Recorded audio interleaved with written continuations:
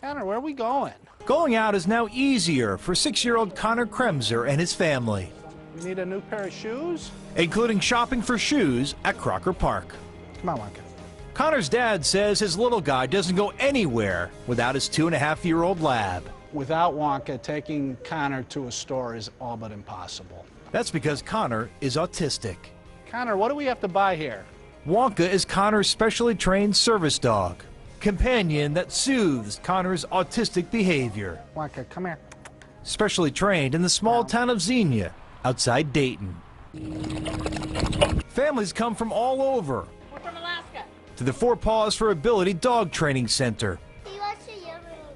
It is one of the first organizations of its kind to train dogs for autistic children. So if they're at the end of the leash and you just can't get their attention, just, hey buddy. You know, when they turn around and look at you, then put the treat in front of their nose and raise it up. 9-year-old Willie Kuntz also has Down syndrome and ADHD. This is an emotional time for Willie's mother. I expect it to be life-changing.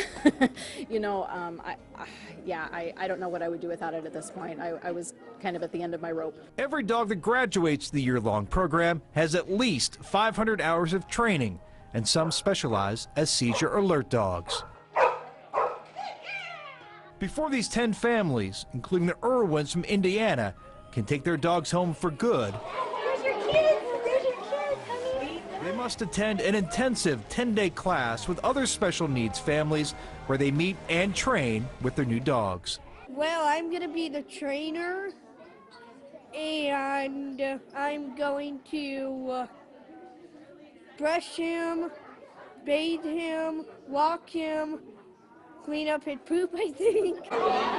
Most of the training is done inside this old VFW hall, but not all. Pongo, we haven't done this in a while, baby. Head trainer Jennifer Varick and an assistant. What's a good boy? Good boy. Spend hours each day at a nearby park teaching dogs to track, follow a child's scent. We get calls all the time of dogs that have, found the child as they're headed towards a busy road, or, found the child as they're in the pool or something like that. So we hear success stories all the time, which is really rewarding. Paws for Ability will place about 100 service dogs this year, 650 since its inception in 1998. That's a good girl. Karen Shirk suffers from a rare neuromuscular disease, which requires her to breathe through a tracheostomy tube. She founded the nonprofit after every single organization she applied to turned her down for a service dog. You're making things happen on my computer. So Shirk bought a puppy and trained it herself. She credits that dog with saving her life. When I just look around at this big place and 36 staff and having 200 dogs and look back to when I had 2 dogs in a 1-bedroom apartment, it's just amazing. It's incredible, and it's been a blessing to me because it gave me a purpose. It costs about $22,000 to train a service dog at Paws. Each family is asked to help raise $13,000. What size are we looking for? For the Kremser family back at Crocker Park, it is money well spent.